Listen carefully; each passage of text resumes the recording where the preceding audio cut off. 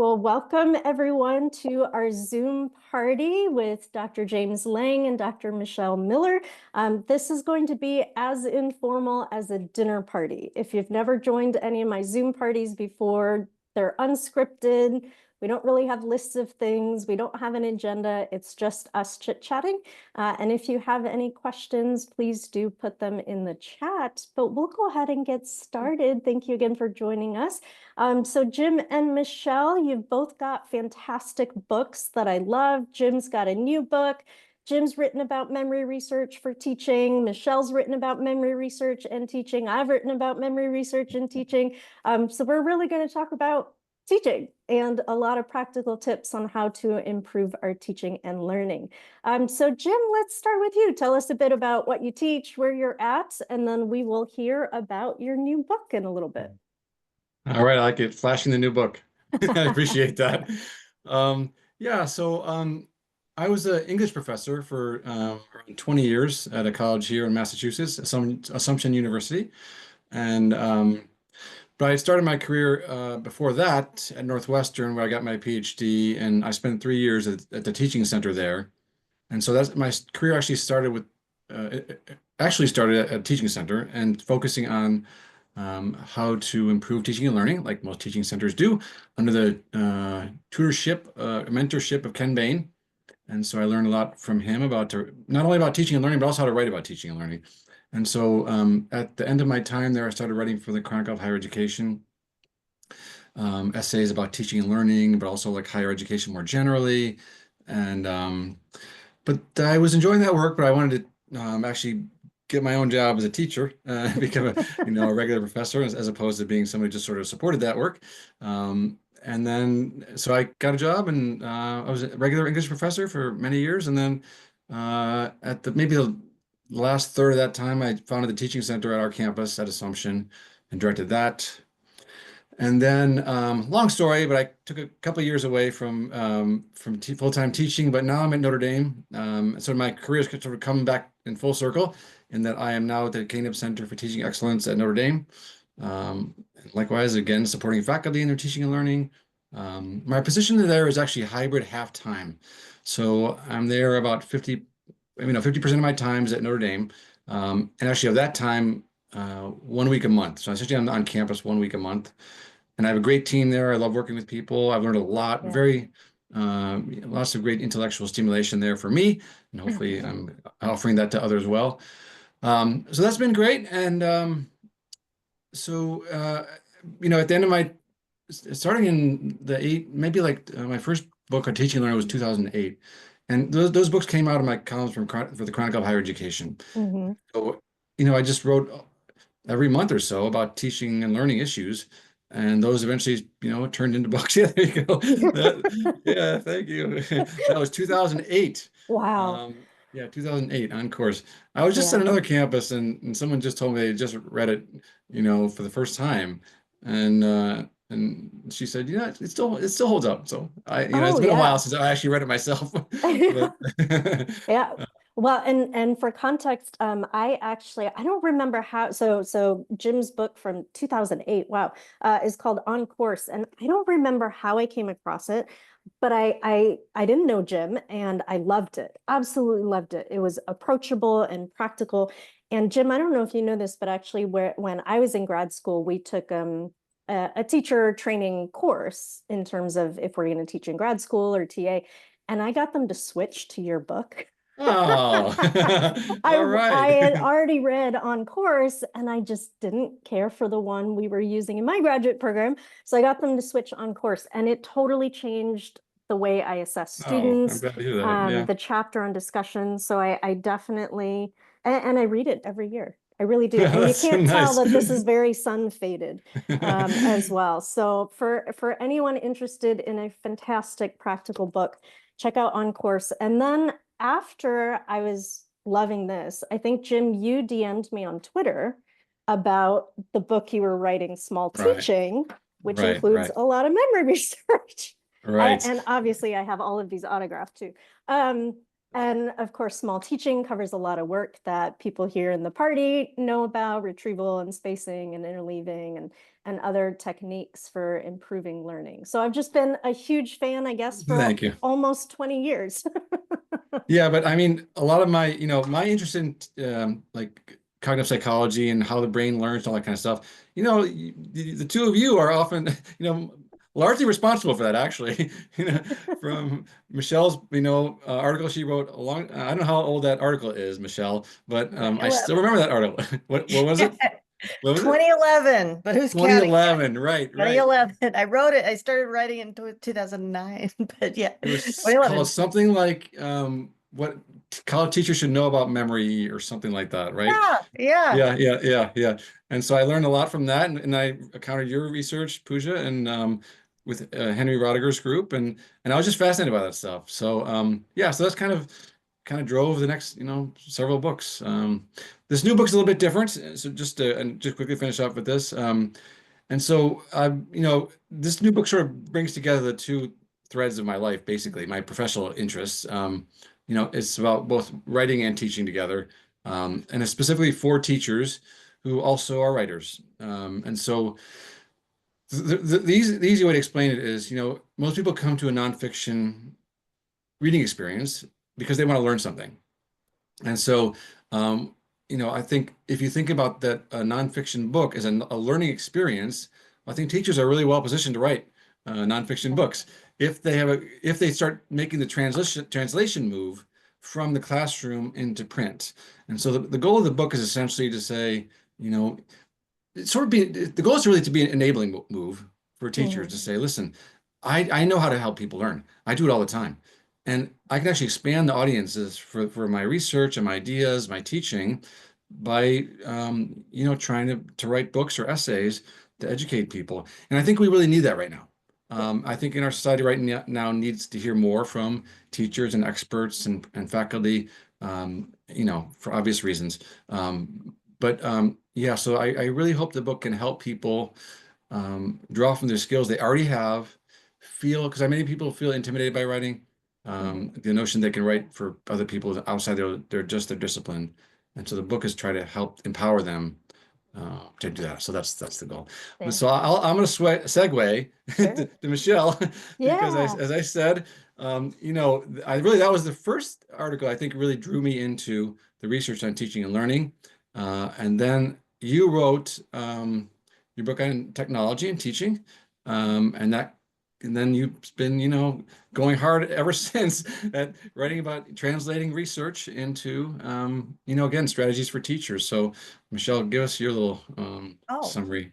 Yeah. I mean, and so, right. I think the group here, I mean, what a unique opportunity to really see in action, and also to hear about what was, I think, for possibly all three of us, quite Mhm. the incredible confluence, Yeah. intellectually and professionally, to create some things that we've been able to put out into the world, in a whole new way. So yeah, so I'm a cognitive psychologist, like Pooja. We share a sub-discipline. And the cool thing is, thanks to Malcolm Gladwell and our, and just how cool we are as a discipline, I think it's well deserved.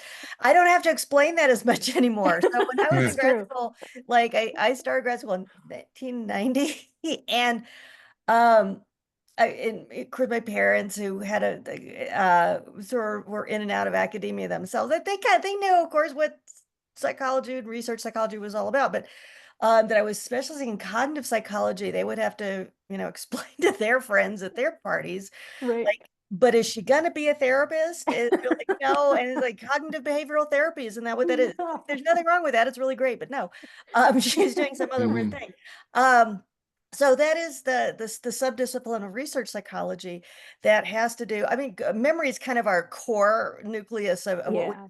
looking at longer than anything else, but also attention. A lot of my early stuff really focused on the psychology of language, Mhm. and also kind of working memory and in the moment, how do we bring together attention and memory to accomplish all we do, oftentimes through this conduit of language. So there was that. And so did this graduate work, and it's been long enough, I think, since then, where I mean, I'm a little bit more candid these days about what were also some real limitations of that whole approach and sort of professional philosophy that I was exposed to, which I mean, you still see it today, but then it was very, very intensely like it is research when research teaching. I mean, frankly, was just the way to pay the bills to do something. And this is what you're really being pushed into. And I mean, it was great. It opened up a lot of opportunities to work with and kind of hear the thoughts of some absolutely brilliant people. But yeah, that's not really, to my mind, the core work of contemporary academics. And Yeah. I'm already really editorializing. I'm just supposed to do my CV here, No, but that's good. yeah, We love it. I've That's what become dinner kind of very parties are engaged about like. this. Right. So part of that too was, well, I got this job at Northern Arizona University, Mhm. not the big one to the south, Mhm. all due respect, but we're very different up here.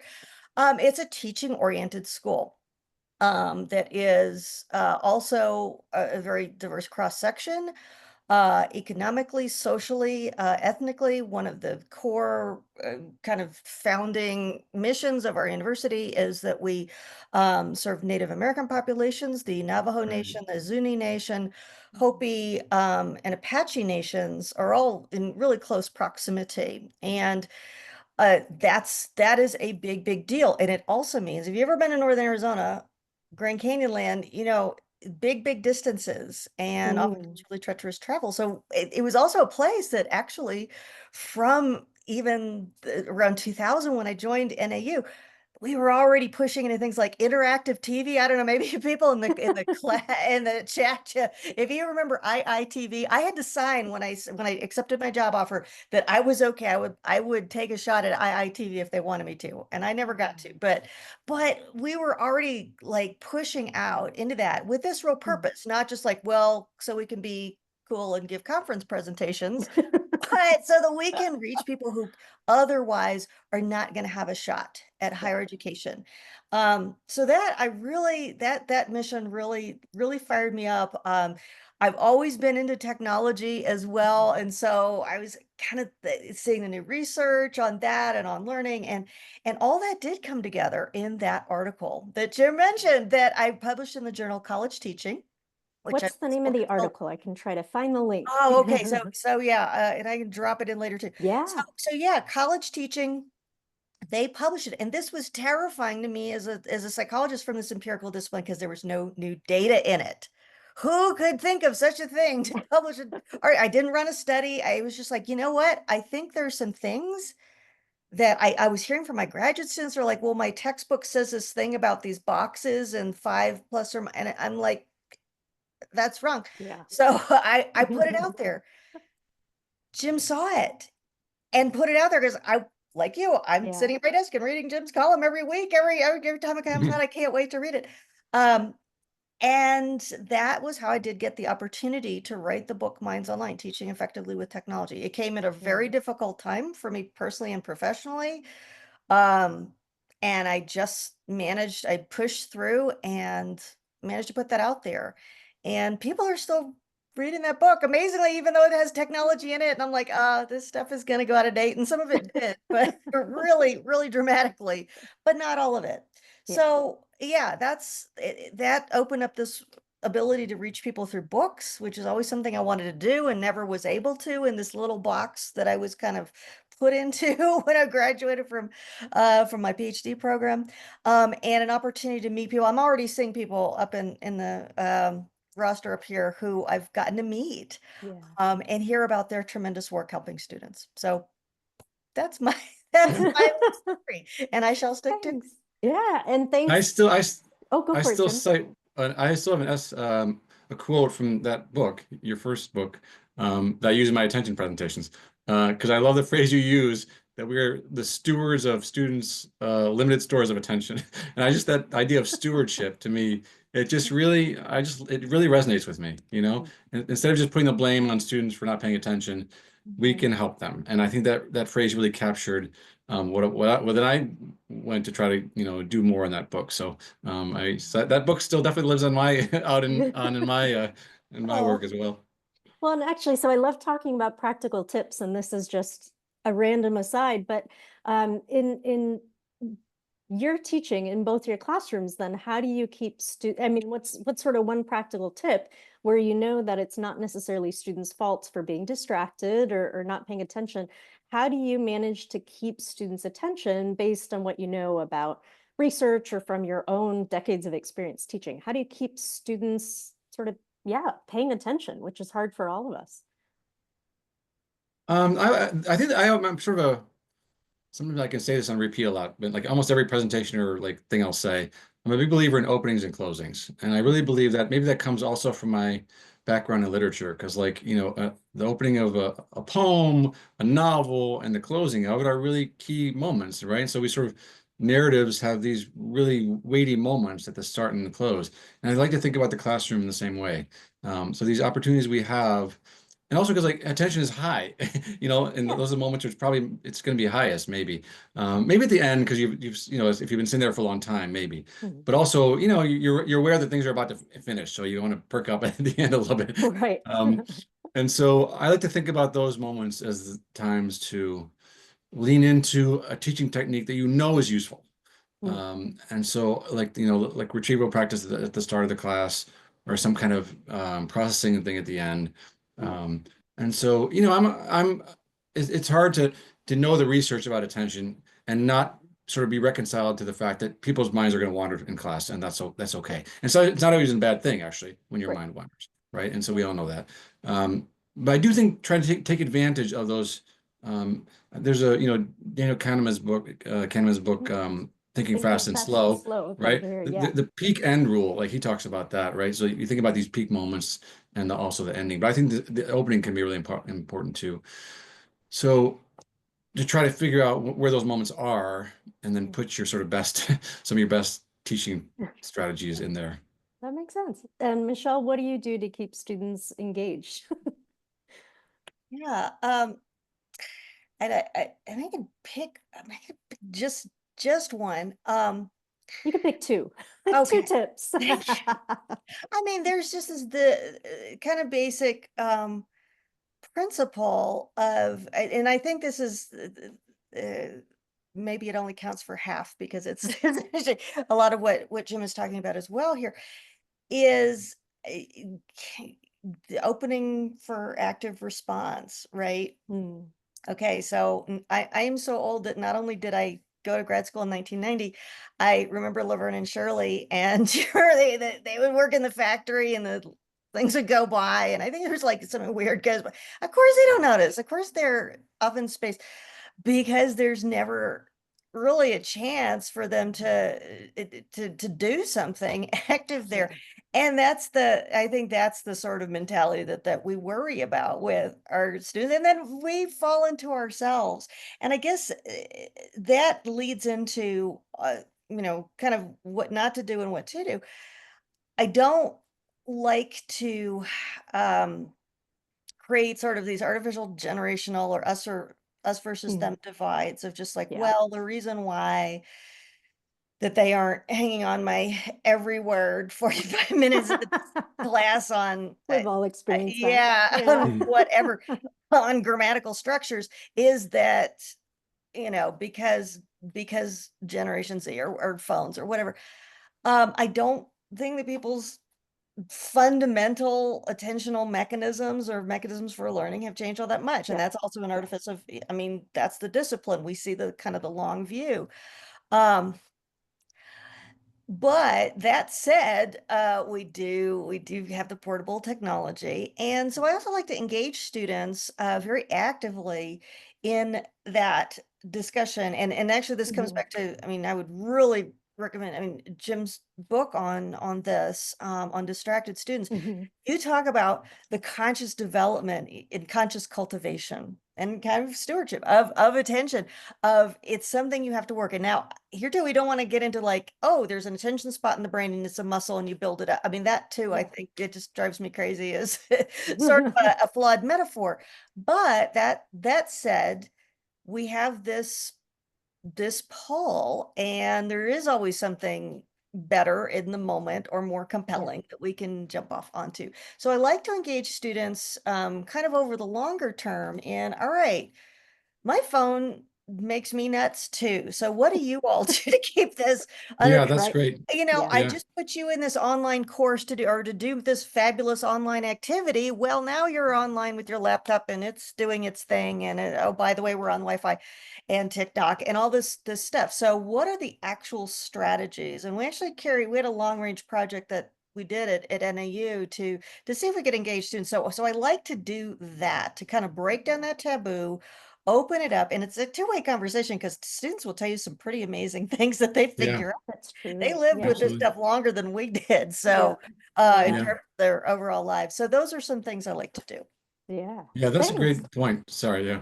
Oh, go Yeah. for it. Yeah. Well, and I love that the three of us know the research, but we've also sort of tested it out and do all of this in our classrooms, Yeah. between the research on attention and multitasking. And I wanted to mention a good friend of mine, Dr. Faryasana, has done some really cool research specifically on multitasking on laptops during lecture classes. Ah, So you'd have huh, to Google Faryasana. And yeah, she's looked specifically at multitasking when students are on laptops during class, but also how someone, let's say, sitting behind me is affected in class when I'm on a right. laptop. So when other students can see other students on their laptops, how that affects their inability to focus, not inability, sorry, the difficulty and challenges of focusing.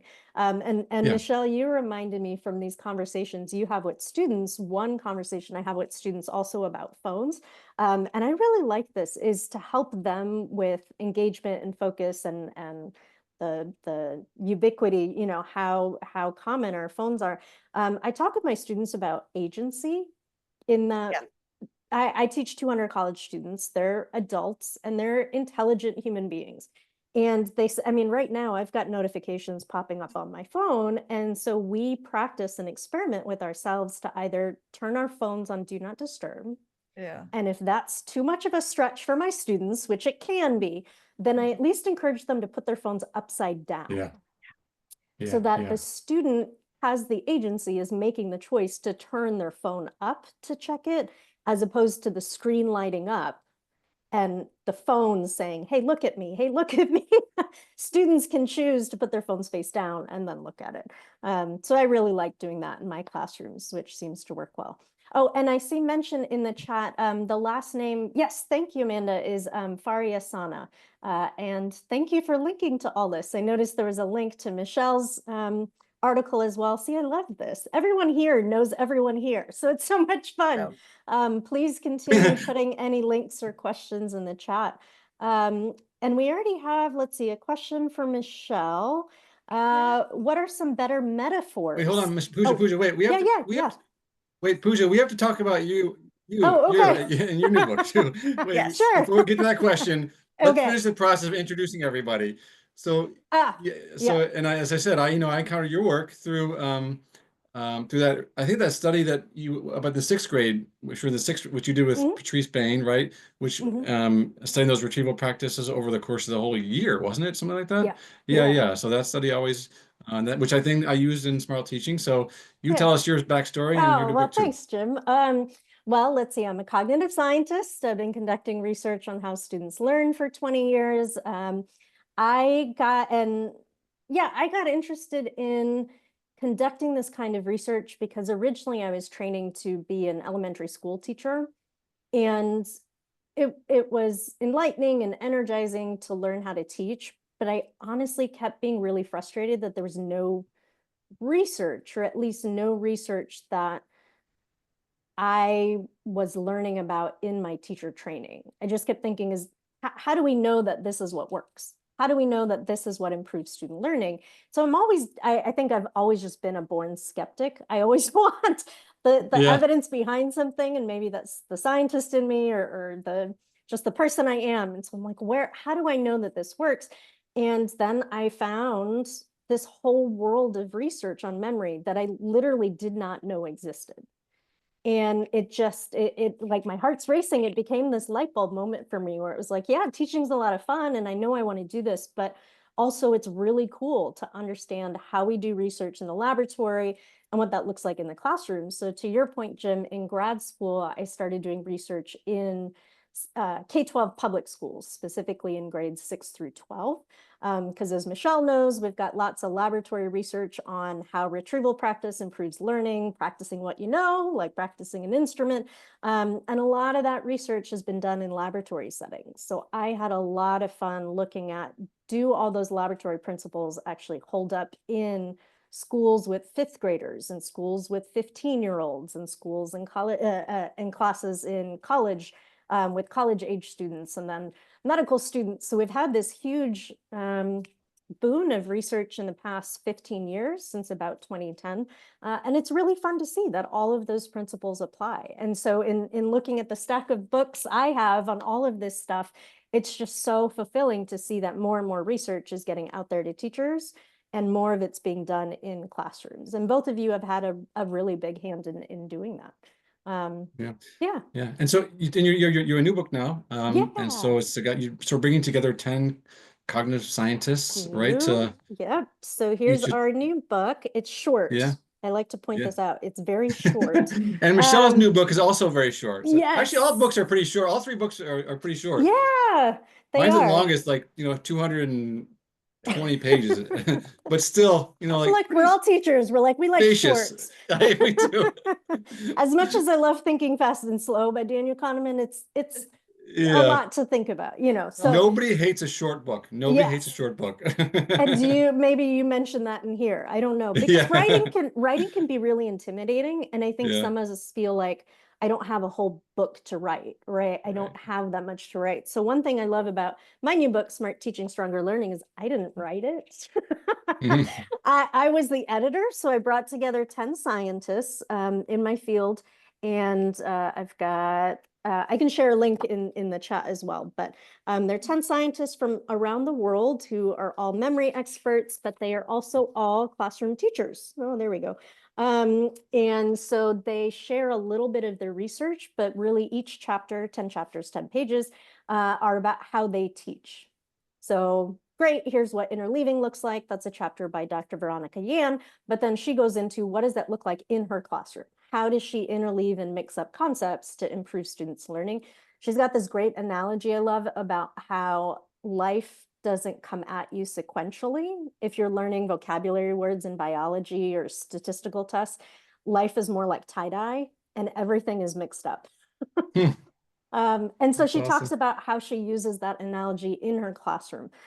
We've got a great chapter by Dr. Janelle Blunt on retrieval and how she uses whiteboards. I read that one. That's a great Oh, chapter. yeah. I love the whiteboard. Yeah. The whiteboards are cool, and I think I'm gonna try to Yeah. use them at least as much as I can, because I've always used paper and pencil or index cards or online Google Forms. But I can see how retrieval with whiteboards is just a lot more flexible. My students could draw if I asked them to draw an example or something, they could do it. But I can see how, as Janelle talks about, being able to just erase mistakes literally on a whiteboard makes that process of retrieval so much more freeing, more comfortable. Yeah, so I love this book. My 10 friends wrote it. We had a little Zoom party with each other, I think 2 weeks ago, and it just came out about 3 weeks ago. And I just want to emphasize one thing. It's not just your friends. I mean, you've had this focus now on helping people whose voices maybe were not as powerfully heard in the past in your field. So I know you've done that on your website, but also you're doing the book now, right? Also, you want to say something about that? Yeah, they are all mid-career researchers who are women, BIPOC, LGBTQ researchers who, again, have historically been from marginalized communities. Many of them are first-generation college students. Many of them have taught, like you, Michelle, have taught Indigenous people, are from rural areas. And so there's a wide range of backgrounds. I like thinking about how with my new book, it's kind of like visiting 10 classrooms around the world. So you get 10 That's cool. different perspectives of how Yeah. 10 different teachers teach. I think it's really valuable, our books with one perspective, but I think there's also something really valuable about having 10 perspectives all in sort of one space. Yeah, I love the idea of being able to visit classrooms because as anyone who works in educational development knows that's the best part of the job when you can Yeah. observe a class. It's Oh, so yeah, fun to observe people's absolutely. classes. I love observing people's classes. If Yeah, anyone is in Boston or ever comes through Boston, Jim actually lives near Boston, so sometimes we see each other. yeah, But everyone is absolutely welcome to come visit my classes. And I have a lot of free resources for my book also on my website at retrievalpractice.org/smart teaching. I just want to do this before I forget. Michelle has an awesome Substack at Michelle Miller, Ph.D. Jim's got an awesome Substack at James M. Lang. yeah, And both of you are on social media, I think, in a variety of places, LinkedIn in particular. yeah. Mostly LinkedIn. Yeah, yeah, great. Yeah. So I'm sorry, I cut you off. yeah. You had a question. Oh, There was a question that was in the oh, chat. there So was. sorry. See, we're multi. I call it multi-failing. We're all multi-failing at the moment. Let's see. What are some better metaphors about cultivating longer spans of attention, Michelle? And, and hello to Phil, because this is like I was mentioning earlier, we were able to meet years back in Delaware, and I still remember some of the great conversations we had. So wonderful to throw this one at me. And it is funny that can I just editorialize for a minute about Yeah. how attention? I have a longer writing project going on about attention right now as well, so it's very much on my brain. Um, and one of the things about it is the impossibility of defining it. Mhm. Like, seriously, people work on Yeah. this for their whole careers and they're like, we don't bother defining it. It's like, oh my God, it's like studying black holes and you can't say what one is, but you can talk about it. Um, and so metaphors actually become very important. I tell a little story, and it is true in this book about there is so George Sperling, who's in every cognitive psychology textbook and is brilliant. I got to go to a talk of his where he was talking, I mean, it's just theory and he had equations, he had markers. It was like this whole thing, and it was about attention, and it was all about, okay, does attention work more like a spotlight that sweeps, or is it more like lights that it turns off here and turns on there when you move from one spatial location to another? And he does all this, puts in his markers like, well, I don't know if I understand attention any better, but now I understand spotlights. Yeah. So, and I was like, oh my God, what have I gotten myself into? And 25 years later, yes, I'm still wrestling with it, as many people are. I think if we aren't gonna, so I like to push people away from, attention is a little muscle in the brain that you can just build up and it'll just kick in whenever you need it. Because it's just too complex and there's too many different pieces and parts to it. I definitely, I don't like the jacuzzi timer in the head metaphor where like you have, okay, you set it to 60. Oh, your attention span is X number of Oh, minutes. You set it Oh yeah. yeah. there. Yeah. And it definitely doesn't work like that. No. Click on, click off. So I think if I had to go with one, and I still have never come up with a really catchy one, but I think of it like a bouncer. Um, Having maybe gone to one too many clubs back in the day, it's like its job is not to keep things out or keep things in. It's to make a real, snap judgment in the moment about like, here's a limited space we have, space slash resources. Let me select. And if something really major happens, let's put everything else on hold and attend to that. So it's got the velvet rope to cognition. And I'm sorry, if you don't get past that velvet rope, nothing else is going to happen. Um, so there is that as a metaphor. I can think of it a little bit more. I know, Phil, if I remember correctly, you're also a musician, so you can tell me I'm dead wrong on this, but it's like a jazz combo of like, okay, we're Hmm. passing or we're working together in the moment to kind of adapt to the flow of what we're doing and to create something that's new. And we have to trade off from one piece to the next. So these are some of the things that make attention more complex, that cause me to really bring into question some common narratives about, oh, attention is gone, and there's, span is X, and it's now decreased. And also to really appreciate this amazing thing that our minds and our brains are doing all the time.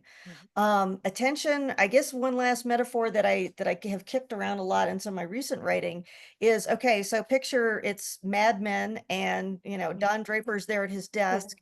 Don Draper has a secretary at the front. I kind of wish I had one out front of the office.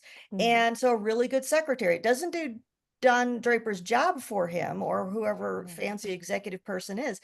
But it determines, all right, here's who gets in the front door. And again, if the CEO of the company comes waltzing in, I'm going to bang on the door and go like, hey, Don, this is really important right now. Otherwise, I'm going to make sure Don can do what he's doing. And if it's, random person without an appointment, we send them away. And if I do that, it may as well be like you were never here. So that's pretty wild to me, to think that there's this secretary in the head that's constantly monitoring all of the inputs and everything going on around you, to say, like, does this rise to the level of you get to go in and see the boss, or not? And I think that's interesting really if you, governing our experience. yeah, it's kind of interesting, but not a great secretary in some ways, right? Sometimes things sneak by her essentially, like without, or like she doesn't really pay attention to the thing. Almost the secretary doesn't always pay attention to, like, Yeah. you know what I'm saying? Like, so this notion of we're sometimes drawn to things that we Yeah. don't, yeah. I don't know, Yeah. it's Like, interesting. That's an interesting Yeah. metaphor. I like mhm, how you mentioned the jazz aspect. So, and yeah. this is something I'm curious for all three of us. So I teach at the Berklee College of Music in Boston, unaffiliated with UC Berkeley. We're like Juilliard, but cooler is the way I like to say it. I don't know anyone at Juilliard, so I hope I don't get in trouble for saying that, but Berkeley's cooler. Anyway, so my school is founded out of the jazz tradition, and a lot of our students are jazz musicians.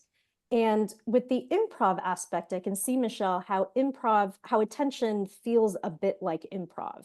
You're Yeah. kind of juggling a lot going on. You're trying to line things up to make sense. And then sometimes, what movie is that from? Up, where it's like that squirrel moment where you just kind of get distracted real Mhm. quick. But then you hear this great melody, and it's kind of all over the place. And so for Jim, I was thinking about improv as well. One thing I love about teaching is the improv aspect, Yeah. seeing where things flow, what my students are excited about, what they're not excited about, tailoring my activities and my discussions in the moment.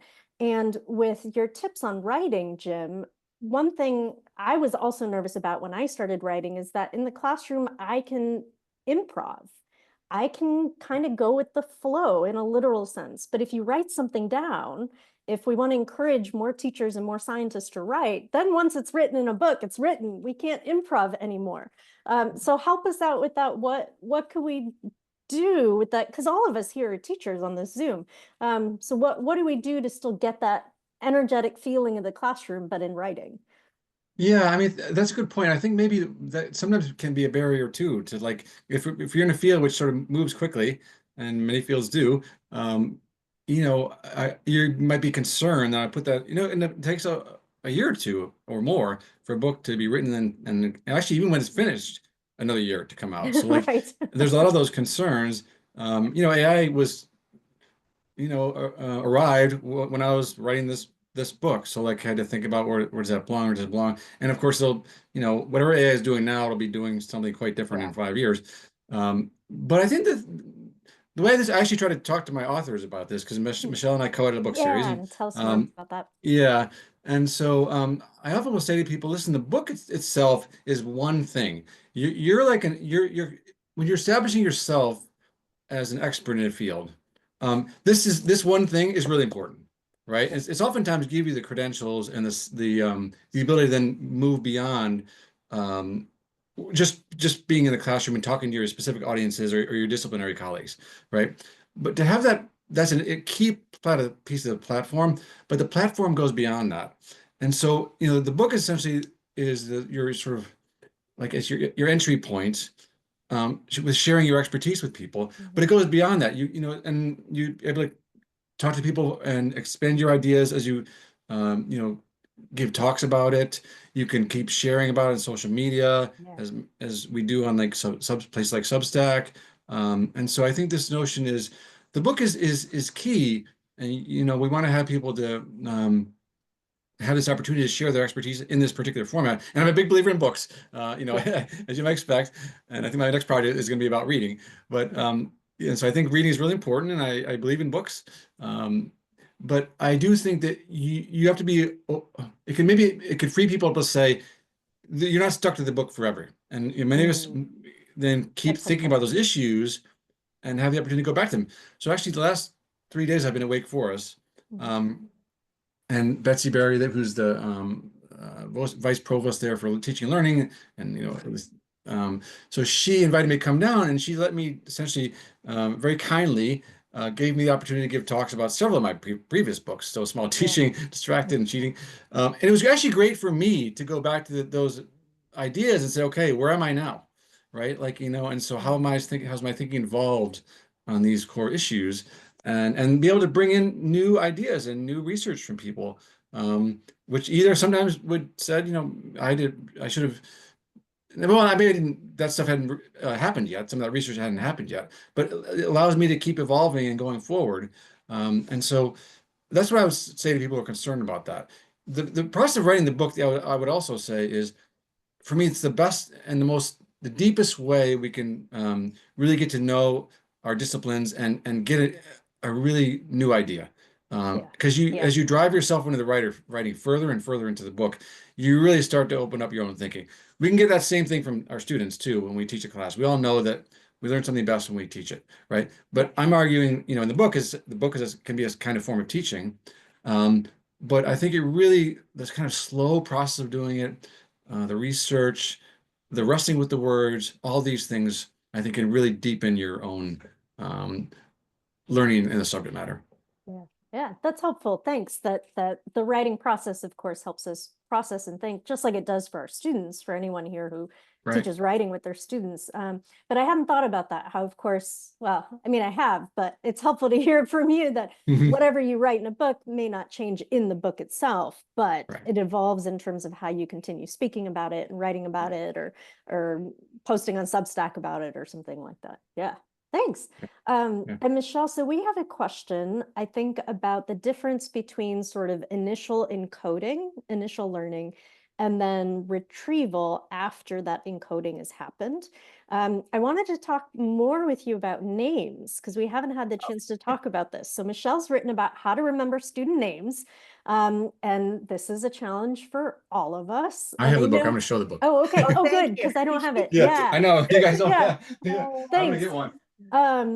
It's the end of the school year for all of us. So, I mean, I'd love any practical tips about how to remember names, at least at the start of the school year. We could talk about interference and forgetting because all of the names get mixed up in our heads. But anyway, to back up between the question about initial encoding and retrieval, when we're meeting someone new, there's an initial encoding. Hi, Michelle, nice to meet you. And then we try to retrieve sometimes in our head, Michelle, Michelle, Michelle, while actually multi-failing and trying to have the conversation. So tell us a bit about the two kind of different stages of learning, that initial learning and then that retrieval learning. Yeah. So initial learning and retrieval learning. And I will put that in the queue, but I also have to say, coming back to that idea of books and how powerful they are, I mean, this came out, it is partly because I said it's like, I'm going to move on from doing psycholinguistic research. It's almost like I want to do one last thing, but also because I would do these workshops and I have my little party trick of I can do about 30 names at a go.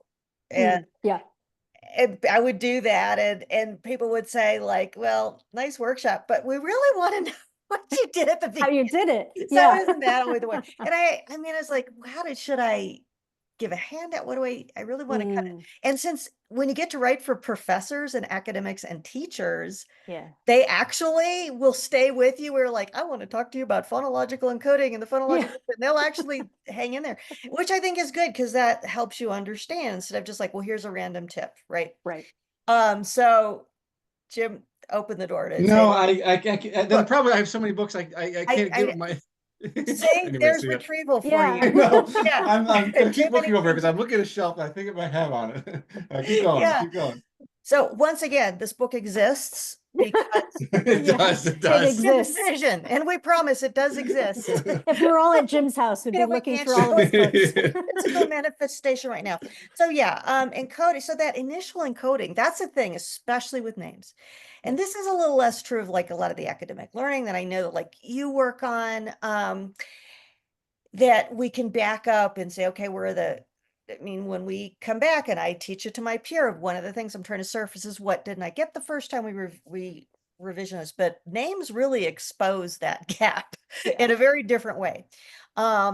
Because, and partly because we're shy and it's a social thing, we don't like to ask again, but here's the thing, attention is huge in this. And this is one of the drums that I've been beating ever since, Jim opened up some ability to reach teachers through these new ways is, oh my gosh, attention's important. Because yeah, if it's not there when you're initially encoding, you're not going to. And in the case of names, I mean, I think that we want tips that are like, well, I just came from the meeting or the party and how do I get the names back now? It's like, oh, Mhm. oh, my sweet summer child. It's a little late for that now. So really it starts with attending to the name. And I think probably a lot of us as academics and teachers as well, we're probably more in the introverted side. So we're really thinking about what we're going to say. And then we're kind of thinking about what we said and how it came across. Right. And all that, I mean, attention only comes from what we really have only one limited store of it. And so guess what? You didn't pay attention when the student introduced themselves when they came in office hours. You were not, you were thinking about a lot of things when you were at the conference and met this new person. So we really do have to set that habit of, oh, a name. Okay, let's apply some attention and but then we really pivot right off, I think, to retrieval practice. So, I mean, I don't know that I would disentangle those two kind of stages or processes quite even that much. Yes, initial encoding in the case of names, if you don't get it the first time, I mean, you can and you probably should ask them again, but there are limits to that.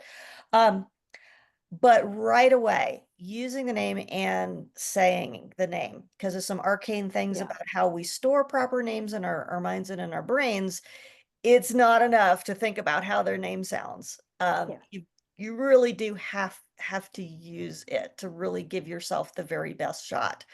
And Jim and I, we kidded around too. I know quite a few times about like, okay, but are you going to be that person who's like, nice to meet you, Jim? And so, Jim, tell me. Right. Yeah, exactly. We don't want to be If those I could, people. No, you're like, yeah. oh no. But really, if we could do that at least at some acceptable level, or and we can do it subvocally. We also know from a lot of psycholinguistics that practicing in your head is almost as good. So if you can kind of get right to that point where it doesn't quite come out your mouth, but you're still thinking about it in those terms, Yeah. then that will help as well. So don't know if that hit all the different parts that we were looking for in this response, but yes, this is an everyday memory task that really does show how it's not enough just to have good intentions and really want to remember something. You got to have some of these processes that go into the mix to make it work. Yeah. And I think you raised a lot of aspects that students also know are hard about names. Students know it's hard, but understandably in everyday life, we as teachers want to remember their names. We don't want to offend students. Names are important. Students want to remember other students' names. Names are important, but then they can't remember other students' names. And I find that just normalizing this is helpful. At least in my classroom, we talk about learning and forgetting all the time. And names are one of the hardest things to learn and the easiest things to forget. And so I find that a lot of what we're talking about here in this party, our students recognize that too. And so another tip you've provided and written about, Michelle, are mnemonics. A lot of people are familiar with mnemonics, little memory tricks, but mnemonics are hard to create with names. So can you help us out? I don't know, maybe that doesn't exist, a simple way to create a mnemonic, a powerful type of mnemonic. How can we use mnemonics for names, or is that just a lost cause? Well, they can be good. And this is, I mean, I kind of call this associate in my little system of what's some link. The key is that with names, you have to make sure that it's a link between something that is easy to remember or to pick up in the moment. Appearance is, you know, it's something about the person's physical appearance that can be really, really problematic. Yeah.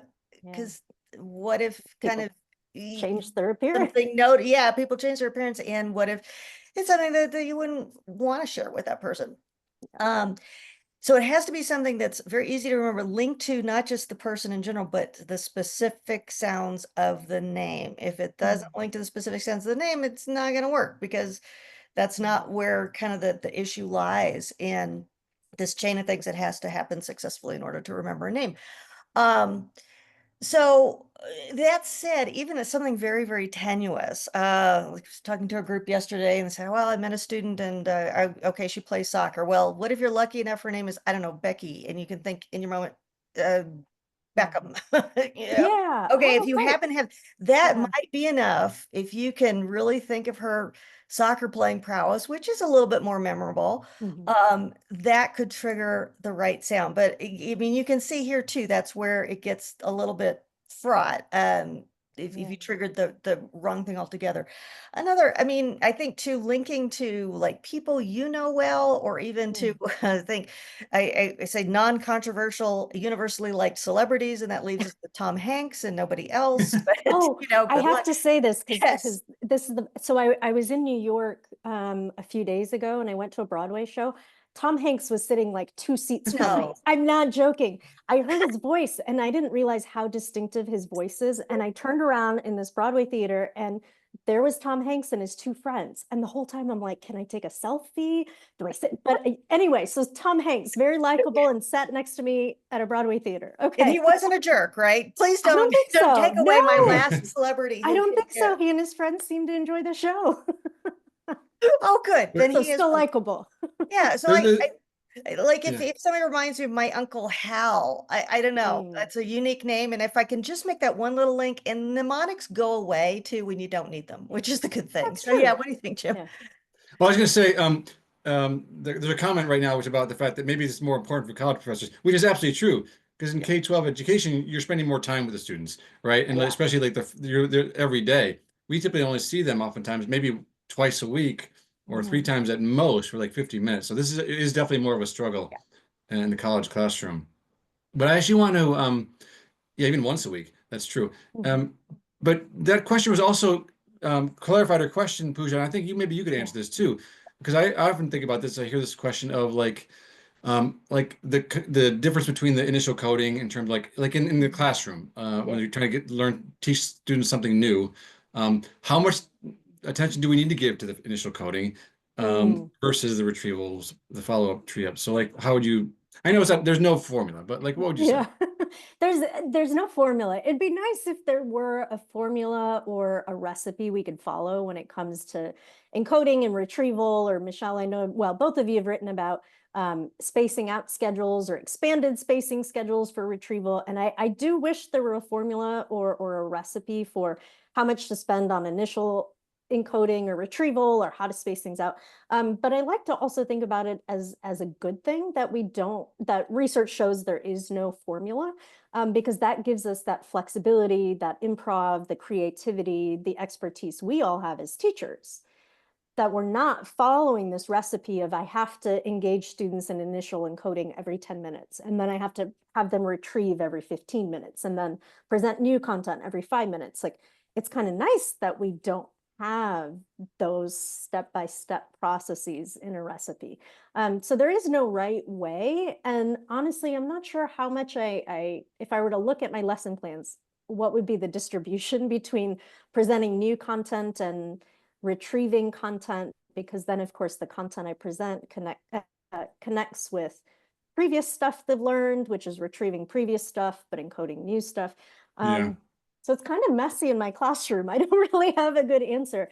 If students are learning new concepts, like if they're learning about childhood development in my class and Piaget's theories, or they're learning about sleep and REM cycles, I suppose at least every 20 minutes, maybe we're talking about examples from our own life and connecting what students are learning, or they're having a discussion, or I show them a YouTube video that's brief, and then we talk about what they noticed in the YouTube video. But my short answer is I guess I don't have a recipe. I will mention my colleagues and I did research on, let me multi-fail for a second. There we go. My colleagues and I, Dr. Janelle Blunt and Dr. Ludmila Nuge, we published a literature review of retrieval practice in real classrooms. Again, the majority of research on retrieval has been done in laboratory studies with word pairs or tightly controlled materials. So we looked at 50 experiments conducted around the world, including grad school, including English literature classes, including fifth grade. Placing them in the bagging area after each scan. Someone is at the grocery store. Okay. So, sorry, give me just a moment. Yeah, in our literature review, we found that across different schedules, different types of retrieval, that retrieval still helps students learn. And it's pretty universal in that way. Actually, and we only have yeah. a few minutes left, so I wanted Yes. to say something about this in relationship to your book, because the book's introduction talks about the fact that teachers shouldn't fear research, in part because they're researchers oftentimes in their own classrooms. And even just at the sort of level of, I tried this thing, it didn't work in this class today, and so I'm going to try to modify it and try it again in the future. And over the course of their many classroom sessions, they sort of develop their own strategies toward these questions that we always have, that we have. We should know the research like that you've just been talking about. But to be able to sort of think about ourselves as classroom researchers is I think, a good thing. Yeah, thanks. And that kind of brings our party full circle in terms of us. We've talked about research. We talked a lot more about attention than I had expected, but it's really fun that all three of us have that interest, and of course, classroom experience and wrestling with students being distracted, another one of Jim's books, and that overlap between research and into practice, and teachers, of course, being experts themselves who experiment with all of this, who can then write about how they teach, write about their area of expertise, and share it with the world, scientists too, because we really do need to get more of the expertise that teachers have out there.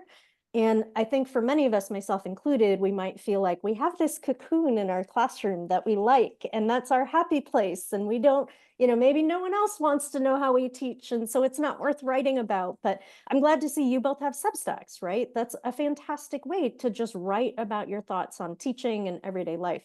Yeah. So this is so much fun. Yeah, this is a great conversation. Yeah. Thank you for putting it together, Pooja. Sure. Thank you. Maybe you could leave us with one more tip about writing or teaching or remembering. Okay, I Yeah. will leave one which will draw together my book, and we've been talking about Okay. a lot, attention. Yeah. And so I like to think about the fact, when you're writing something, and I encourage, the folks on this call, I hope they're folks who are teachers who want to write. And the same problem that we have in the classroom, we have in writing too, right? Yeah. And again, thinking about the reader's perspective, people get bored in classrooms, and they get bored when they're reading books, or even when they're reading essays, True. right? And so some of the things that we can do in the classroom do translate. And the same way we want to have like sort of breaks from just the exposition of facts or ideas or concepts in the classroom. We can do the same thing with breaks in if you're writing something longer, subheadings, section breaks, little pause, or tell a story in the middle of sort of conceptual explanations. So just you could again, just the book tries to do that, to explain, like, this is a problem we face in the classroom. How would that work out in your writing as well? So that's my attempt to sort of put these two things together. I love it. Yeah. And Michelle, how about you? A teaching tip or something to kind of coalesce all of our topics together? Oh, well, I don't know about coalescing, but Teaching tip. I would leave people with kind of something optimistic and Yeah. positive. And I think that's tremendously a theme of your writing, Pooja, and definitely of you as well, Jim, is we don't have to feel like all of this is just a way to push information on students and to prod them into something that they don't, that they're not going to want to do. And I know that every day in the classroom is not sunshine and roses, but I just have a deep intuitive sense from talking to students for years about this stuff that they want hard skills and knowledge. Mm. They do. Memory is not the end all and be all. You and I mean, we know that, but it is such an important complement to what students do want and what we want for them, which is to be able to use that in these powerful, impactful, authentic ways in the world. So all of this is in service of that. It's not just kind of like, oh my gosh, how can I shake up these students? And, again, that generational divide, which I think has not been a real positive theme in some writing about teaching today. So students want that. They want to leave with their time well used and having something amazing and important and useful that they didn't have before. So everything that That's we awesome. can do to Oh. keep pushing that ahead, let's keep doing it. Absolutely. it. Thank you. I love Yeah. it. That's perfect. I've had such a fun time at this party with both of you. The Likewise. three of us are in a room, but we've never been in a room together. So I hope we get to do that at some point. But thank you all for everyone who's joined the party, for your time, your attention. Yes. We hope some of these tips have been practical and helpful. And we've put some links around. I'll send out the recording, and thank you again so much. We really appreciate it. Take care. Enjoy the rest of your day. Thanks, Yeah. everybody. Bye.